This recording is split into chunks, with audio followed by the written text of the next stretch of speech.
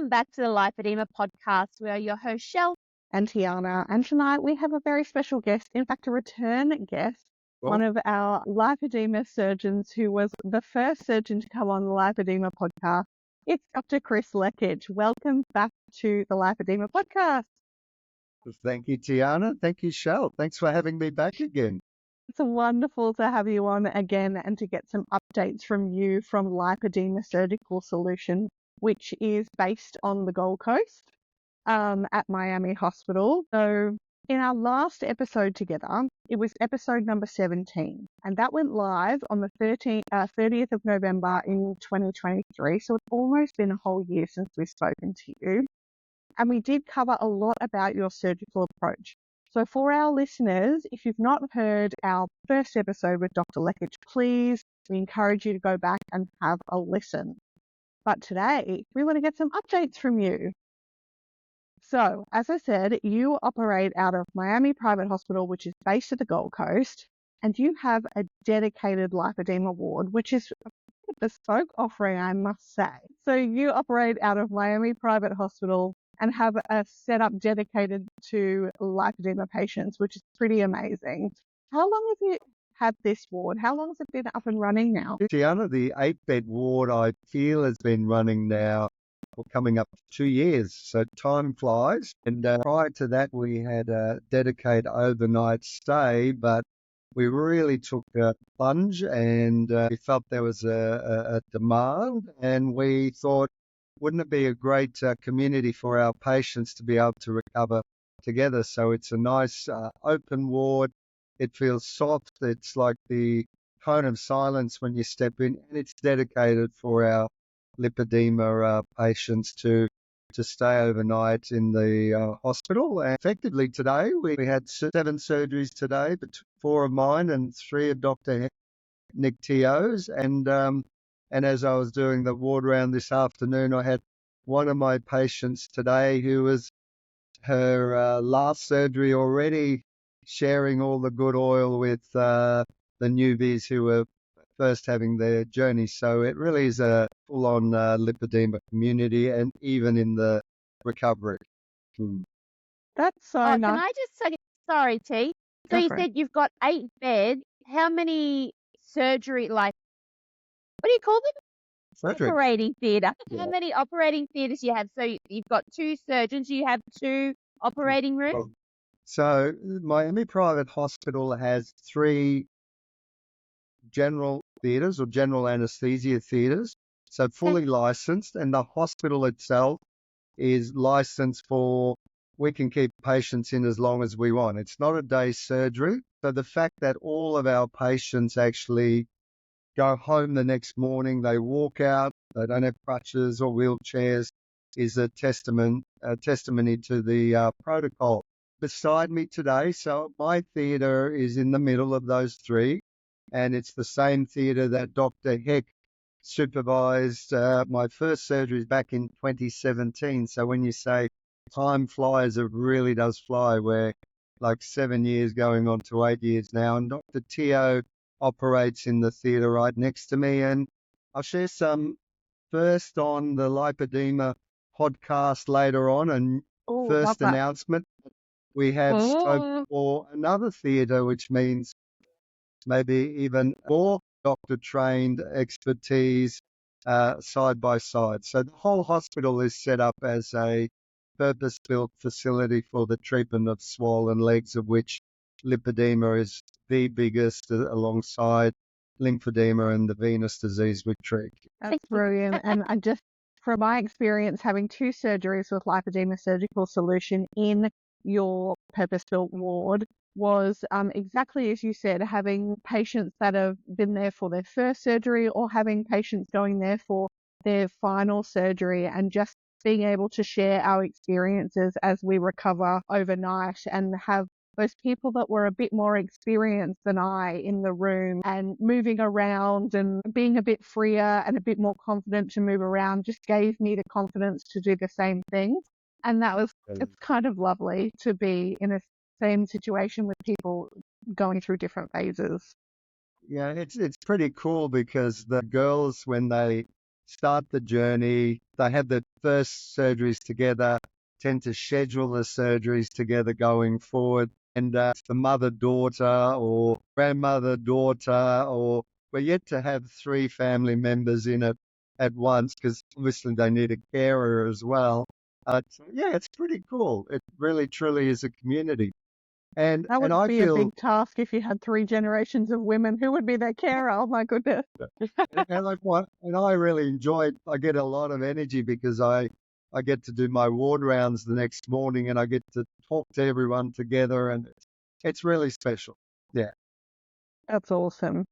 So having this award for the past 2 years, you can march to the beat of your own drum and make improvements as you see fit. I'd love you to go through any changes that have been made based on the observations of having that experience for the past 2 years for your lipedema patients, both pre and post-operatively. Yeah. So look, we've had an overnight ward since 2019, but the numbers were more reduced. Prior to that, I had embarked on doing the surgery as day surgery cases, and I pivoted after a while because I figured we'd like to take out all of the risks associated with recovery.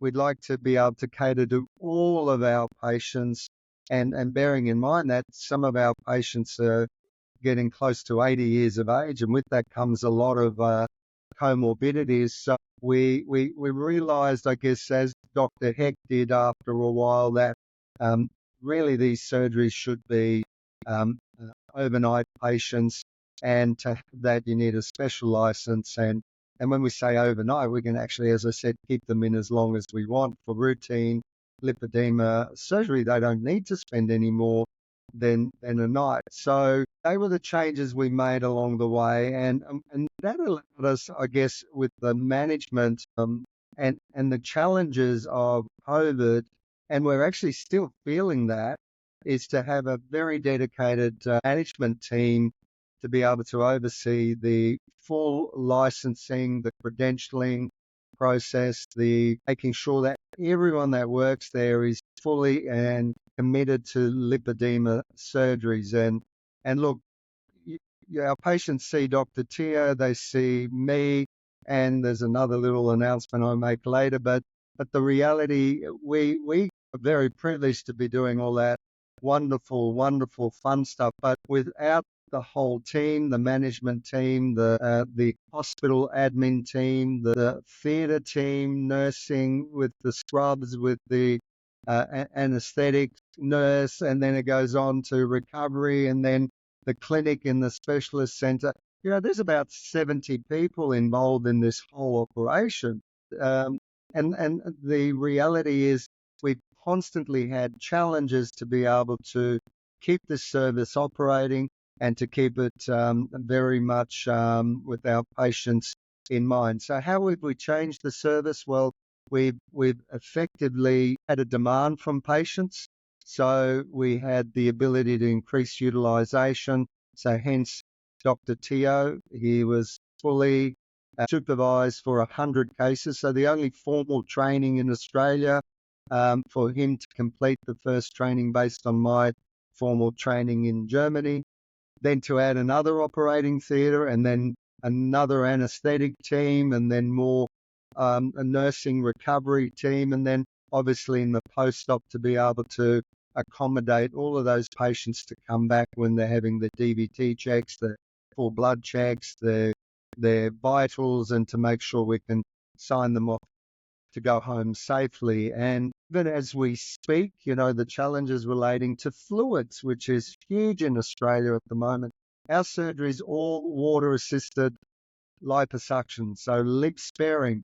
That actually takes 6 to 8 litres of fluid per patient, and some for other patients. So to keep that supply going has been a huge, almost 24/7 job for my operations manager to beg, borrow, and steal, and to really get this network and connections of suppliers so we can keep the surgeries going. So thankfully to the whole team, and even during COVID, we did not miss one operating theatre list And we feel we've been able to service our patients because we've got the demand and we have the ability to increase the utilisation. And it's been very special to be able to galvanise and meet that community need of our patients.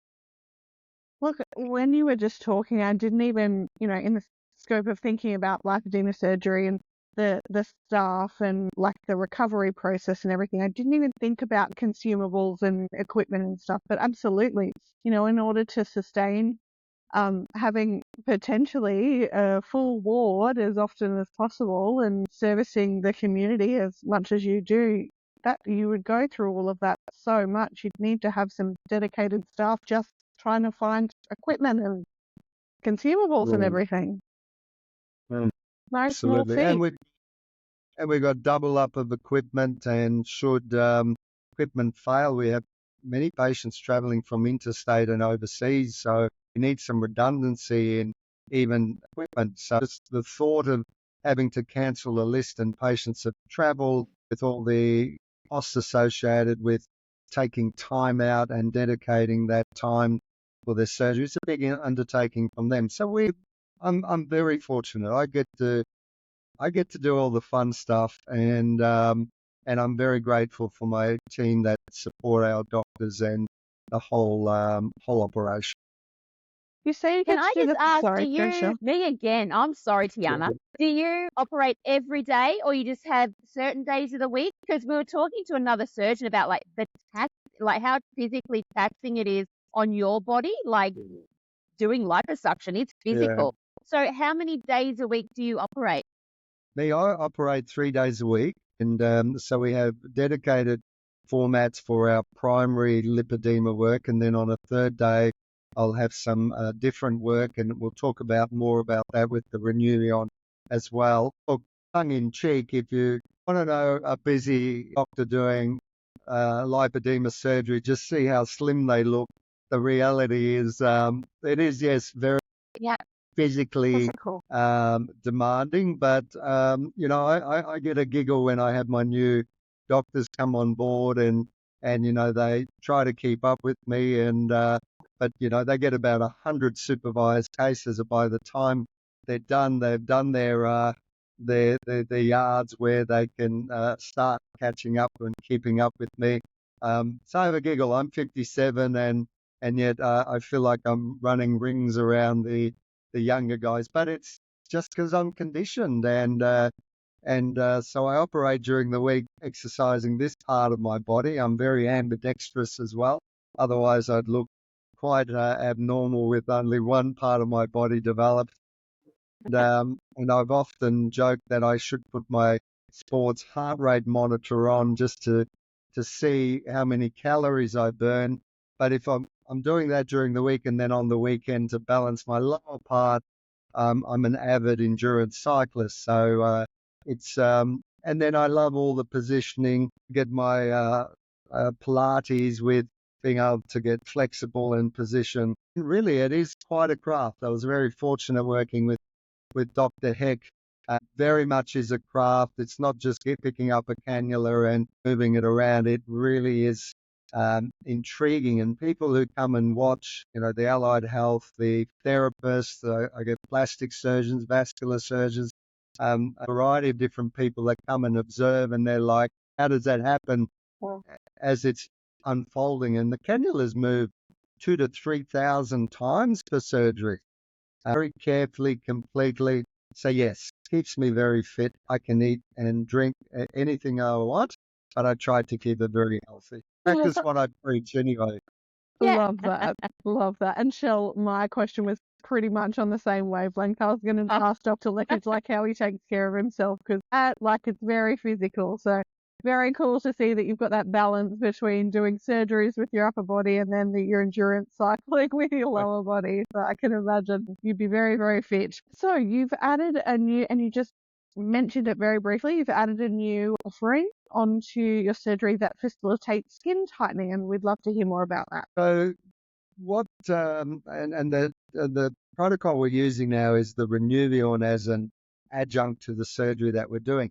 So it quite struck me over all of those years that to do a very complete job with lipedema, you had to remove it all. So if you don't, you do a little bit of skin work or you do a bit of sculpturing, it doesn't work because it not only grows, it actually grows back a lot worse. And there are sensitive areas in the body, particularly in the arms, and if there's lipedema in the abdomen and particularly in the thighs from the knees up and over the buttocks, that when you remove the lipedema and you remove it completely, you effectively had skin that's been impacted by lipedema getting stretched, and then you remove it all and you've got skin really that can't fully recoil. So you almost have like a balloon that's deflated but's been inflated for a long time. And so over the years, I've been referring patients to plastic surgery colleagues, and they've either they haven't been excited about doing surgery or the patients haven't been particularly excited about the undertaking the skin excision surgery. So for me, it seemed like we needed to offer more for our patients.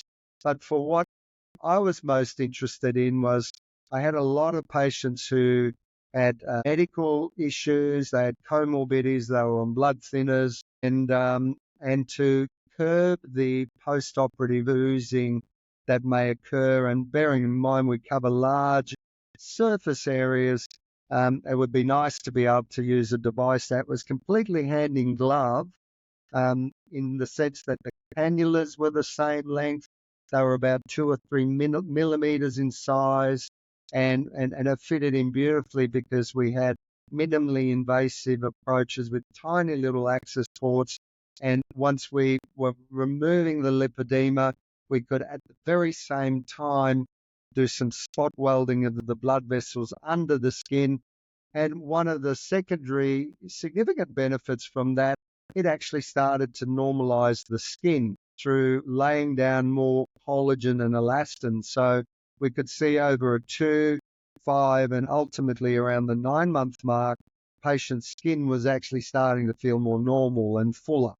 So we introduced this for our patients back in October of last year. So we're now a month short of 12 months, and we've been doing a lot of the surgeries with doing the Renuvion at the same time. Now, the problem with Renuvion, I told you before, the cannula goes up 2,000 to 3,000 times very safely for the full breadth and the full depth to remove all of the tissue. But the Renuvion is just like watching grass grow. The cannula moves at this slow pace with the little healing element, which is helium and radio frequency to spot weld. It's very safe, attached to a computer, but it takes about 5 minutes per hand size to deliver the right amount of energy. So if we're talking about the whole front and back of thighs, it's a large area. That could take anywhere up to potentially 4 hours, just slowly delivering that energy. And it's not comfortable, so it's not something that could be done as an outpatient. So we decided if we can do it at the same time, we would get the instant benefits of avoiding significant blood loss in some patients, and it's been wonderful. There'll be patients that are on blood thinners with serious blood clotting issues, and we've been able to curtail any of that post-operative oozing, avoid the hematomas, avoid the infusions or transfusions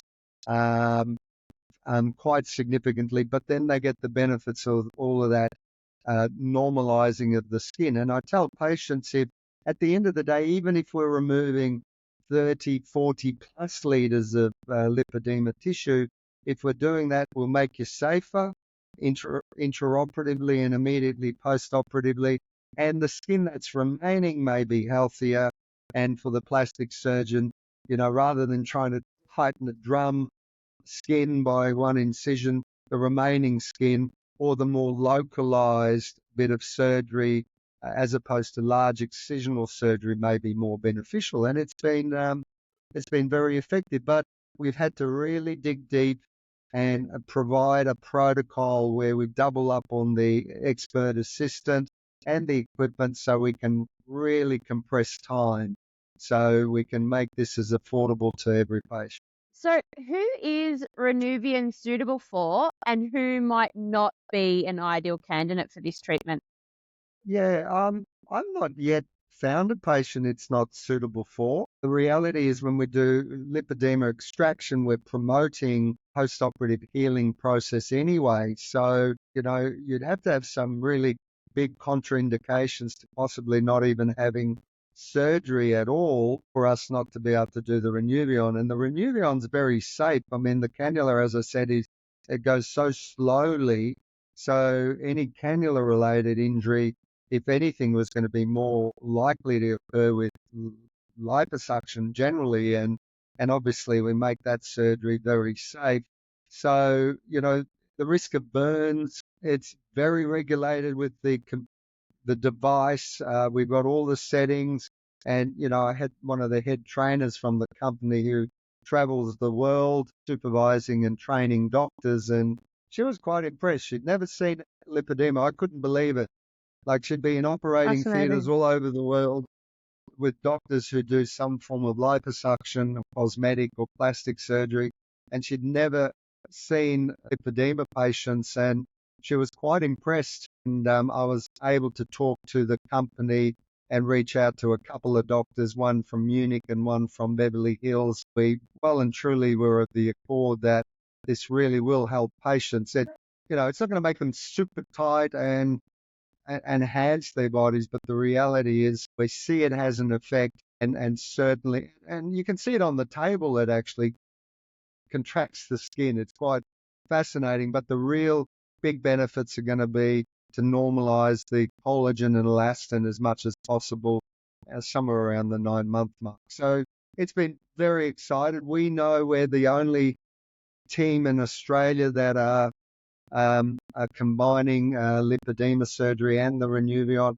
And the company's gone even one step further because we've got this dual model going, and the most interested because no one else in the world has thought, well, maybe we need to try and work on strategies to control the costs in the operating theatre, because it takes time. It's the anaesthetist, it's the operating theatre time. So we've had some really, really good home runs with that. No, I think patients are happy with it. Oh, that's really exciting. And you spoke about, like, when we talk about who's a good candidate, you spoke about the safety of it being for most patients. But what about the effectiveness? Because as we age, our collagen stores go down and our ability to produce collagen goes down. Is there like a cutoff age where you would say probably not? Or Yeah. are you just Renuvion all the way? Well, Tiana, good question. I mean, the reality is as we age, we're going to lose collagen. And certainly that's what the whole cosmetic surgery industry is all about. So if people looked up Renuvion, they'd see a whole plethora of information how this is used in cosmetic and plastic surgery. And the reality, it does work, and it does work for all ages. It's not something that needs to keep being enhanced over and over, unless, of course, you were to have that kind of radio frequency through the skin. But a clinic would have to offer 10 to 12 sessions, whereas we get it right there and then, and we get the control of the blood. So when I started this, I picked probably the 4 most redundant skin patients I could find, and they were sitting in their late 50s and 60s. And even at 2 or 3 months, I had one patient note to us that, hey, I've been pretty impressed with what I've seen. Now, it's anecdotal, but I keep hearing the same story over and over and over and over. But obviously, we're going to want to publish on this someday, hopefully soon, as we get a pretty significant patient number. Are you too old? Are you too old to have lipedema surgery? But the reality is, I always tell patients you must start with conservative management. That ticks your box, and you can live your best lippy life, then go for it. But the reality is we keep seeing patients that have obviously for decades have been missed. They can feel the mobility's reducing, the pain's increasing, and then, if we're doing surgeries in their 70s, so my oldest patient's 78, she wanted to commit to her first surgery in her lower legs, and then she said, I want the rest. I want the second and third surgery. She was quite progressed. And all of those things that get written off as being arthritis and all sorts of other diagnoses. It's not uncommon to have patients say, well, those symptoms are gone. Wow. Obviously I'm not going to take credit for everything. But the reality, as you probably know, we get a lot of misdiagnosis or underdiagnosis in Australia. And unfortunately, lipedema has a lot to play, and ages and stages are varied, from young to old, and no two stories are the same, as you know as well. The script might be a bit similar, but they're pretty unique stories for every patient. So I guess we keep meeting the demands of our patients, and every week I see patients that I've treated in the past. We have a regular review program, and if we feel it can help, we offer some revision techniques as well. And patients are starting to give us case studies, so we'll share them as well. Very cool. Before I hand you back over to Shell, I have a selfish question. I'm just about to go through my second pregnancy. I'm 3 weeks out from having my baby, and this is, as I said, my second Congratulations. pregnancy. Thank you. You hydrated well. Yeah, well, if I just lift it up a bit, you'll see it all. But I also didn't get the chance to finish my surgical journey with Lipedema Surgical Solution. I have arms and abdomen and revision to go, which I hope to schedule after baby and everything's all good. But I was thinking about Renuvion and the belly skin from, growing babies and having babies, and I wonder whether it would be worth doing Renuvion when I do my abdomen with Lipedema Surgical Solution, if that would help at all with the skin retraction from pregnancy.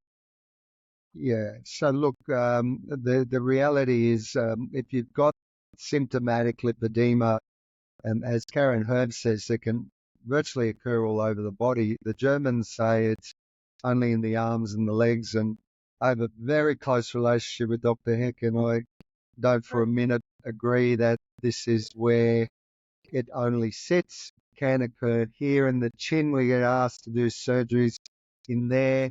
Previous liposuction done that hasn't worked. If you don't get it all out, you gotta work very hard to get it out completely. If it's growing in the abdomen, the distribution can be in the lower abdomen. For some women, quite high, and particularly if they've had abdominal surgery in the way of laparoscopy or C-sections, it interferes with the flow of lymphatics. And then some women get horribly burdened by the mons pubis that gets so enlarged and so uncomfortable. So we're not out looking for lipedema. Our patients are telling us where the disease is, and the reality is, if you're having an arm surgery where you're on the table with your arms, we can actually combine the abdomen and the arms and even the mons pubis if required. And then if you do have redundant skin areas, that's, if you look at the cosmetic surgery space, that's one of the favorite areas, the abdomen, the arms. No one does quite comprehensive lipedema surgery generally in cosmetic surgery, so maybe going over all the thighs is not in anyone's contemplation. But you've got to get that fat out first, that lippy fat, and only then you can offer the ability to hope that it's not going to keep growing back. That's our whole aim of the surgery, and then at the same time do the Renuvion. So yeah, that's a very common surgery: arms, abdomen, and the Renuvion at the same time. Oh, Well, good luck with the pregnancy. Very exciting. You're going to have any more? Maybe you don't want to tell your audience. I think this might be my last. Well, send your partner to us when you're done and dusted, and one of our doctors will take care of his vasectomy, because I'm we're there trying, to Dr. Lekich. I'm trying very hard. make sure you're convinced, completely done and done. He's taking Because some we're convincing. also do reversals, and people do change their minds, so make sure you don't. Well, good luck with it. Thank you. All right, back to you. So we understand that you're expanding your reach. Can you tell us some of the new areas of Australia that you're visiting on a regular basis to assist? Yeah, so it sounds like it's just me. But yes, I do get to be the What the front episode's man. about, Dr. Lekich. Yes, it's your time. But I'm really fortunate with the team that I've got. So look, our headquarters is on the Gold Coast. Our main hospital is on the Gold Coast, and the amount of time I got asked, can we do the surgeries in Sydney and Melbourne, I'd have to take all of that on a big semi-trailer and transport it. So what we tend to do at this point in time, our surgeries are all done on the Gold Coast, but our pre-op and even our aftercare is done in Brisbane, Toowoomba, Mackay, Ballina, Sydney, Melbourne, and even Perth. And I went to Perth prior to COVID-19, had very successful clinics there, working patients up. We've got a very specific protocol to make sure we don't have any comorbidities associated with the venous disease, sorting that out, checking holes in the heart, doing that essentially so that can be bedded down in people's home city, and then surgery here on the Gold Coast. So again, I got some requests for Perth, and everywhere that I'm working, I'm constantly talking to, interviewing doctors that have a very specific expertise bent like we do in terms of phlebology. So we're experts at managing swollen limbs. We have ultrasound grafted to our hands. Our team is vascular and sonography. So wherever I get an audience with the doctors in that home city, I'm always looking at strategies how to expand the reach and have some real homegrown expertise in that capital city. But we do a lot of travel, and I'm fortunate in that whenever I travel, I've got a home base of doctors here on the ground where we've operated on, and if I have to see patients pre and post surgery in other capital cities, and our other doctors are also got a doctor roster of travel. They quite enjoy it. We travel as a team, and we actually network with the local community while we're there. So that's the expansion we're doing at the moment. Yeah. Oh, that's amazing. And the advocacy side of spreading awareness of lipedema is so important. And actually on our episode last week, we spoke about your big sign and how quite a few of us saw your big sign and were like, oh my goodness. And so that really is an impressive sign down there in Miami that so many people are seeing. And I have people come up to me now and go, I saw this sign and they're talking about what you're talking about. I'm like, yeah, I know. I saw it. I actually saw it appear in, I think, one of the ABC stories. I wasn't involved with that story, but Yeah. clearly they took some footage of that sign as well. And look, I have to say, the young ladies that got involved with those photo shoots, this year we did something very different. We did, as part of our advocacy, we did some morning teas in Sydney, Melbourne, and the Gold Coast. Previous to that, we did photo shoots, which was incredibly exciting for all the models involved, and they were so gracious to allow us to use their images on the billboard to do exactly what you're talking about, is to raise the awareness and advocacy. And the word lipedema can only come from my lips as many times. If we're really going to get that word out, we have to work at so many different mediums, as you are. The social media is just so important. It has the ability to mushroom through followers that you've got and that we've got. Then really does. We have medicos that come to us through that as well. And we've got a CPD program that we're just about to launch for doctors.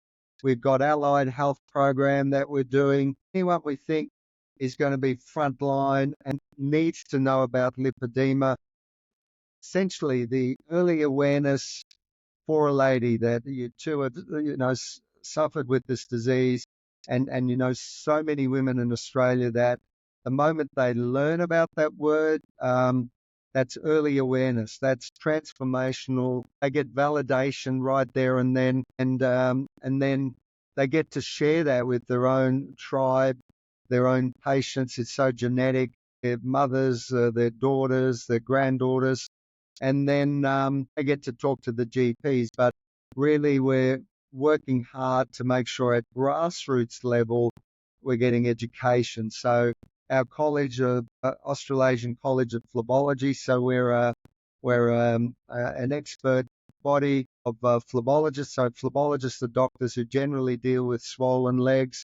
They're multidisciplinary with radiologists, dermatologists, vascular surgeons, fellowship trained phlebologists. So, the college embraced this back in 2017 when I subspecialized in this work. I first learned of the word 20 years ago, one paragraph in a textbook of 1,000 words, and it really hasn't changed much, except that people are starting to use this word. And I can say very excitedly that the college officially put a rotation in lipedema surgery for their fellows as one of the electives that doctors can do. So that means we're going to get fresh, new doctors who are coming through, who will get to spend time with us observing. So be aware that they're there for observational time with us. They're going to learn about the disease from the patients. Our patients have a lot to teach us, and hear it first hand from patients and be able to make the diagnosis or the relevant investigations, etc. So it's been pretty exciting. And do you want the drum roll for the latest announcement? Yes, I was about to say anything We don't have any exciting sound coming effects, up. unfortunately. Let's do it. Okay, so we have an active a forum where I do video, or I do webinars for patients, and I keep referring to my doctor group, and it's expanded now to Dr. Rhys Bennett, who you've heard it here first, has officially completed his full surgery in training program, 100 directly supervised cases, and he's been signed off by the team last week, and we're just getting him well and truly immersed. He's been with me for good part, coming up to a year now. His past life was as a formally trained sonographer as well, and he's part of the College of Phlebology program. So, that helps broaden the scope of doctors with our team, and to help with the access for our patients, and to help communicate with the broader doctor community as well. It just means another doctor who's extremely well trained to be able to educate. And whenever we see a patient, there's about 6 or 7 people we can correspond with, allied health specialists, GPs that have never heard about lipedema. So it's pretty exciting. That's very exciting. Congratulations on having another team member. Yeah, Yay! and look, it couldn't just happen. In Australia, for instance, we have our medical defence organisations. So each and every one of us doctors need to have medical indemnity insurance, and without it, we can't practice medicine. And during all of that cosmetic surgery dramas we've seen over the last 5 or 6 years, we've been advocating for lipedema patients, and my own medical defence organisation, which is one of the major ones, first heard about lipedema back in 2017, and only just recently through our advocacy wrote to me saying that the company has recognised that we are not doing cosmetic surgery. We recognise it as a medical condition. Because I'm the CEO of Miami Private Hospital, I get to work with the operations team and all the medical insurance companies, the health funds. So 2 of them at the moment are getting a lot of good vibes about the surgery we do. Even today I was having another conversation with a Medicare-related department about lipedema. If the word lipedema hasn't been obvious to them by now, I'd be surprised. They know it's there. And then, we've got all these advocacy projects along the way. And there's a huge one coming up by the end of this year, and next year. We've got a really big one. Very excited about that. but I can't tell you. Well, we'll have to What is come it? back What on is next it? season for another exclusive. Thank you, Dr. Lekich. That is the end of our questioning for tonight. Oh, great. Well, look, thank you for having me on your program. It's been very special. And Tiana, we look forward to hearing the news about your very special addition to the family. It's tough Thank you. to be a mother, and all the best with that. And Shell, many thanks for your work as well. It's a wonderful platform that you got. Fantastic. Good on you. Thank you, Dr. Lekich. Thank you very much. We'll have you back on next Okay. season. All right. Well, Oh, sure. thank you very much, and good night to you and all your listeners. Take care. Thank you. Good night. Bye.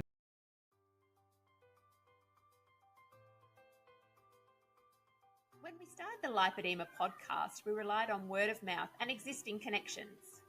Our following has happened organically, and we are so honoured by your support.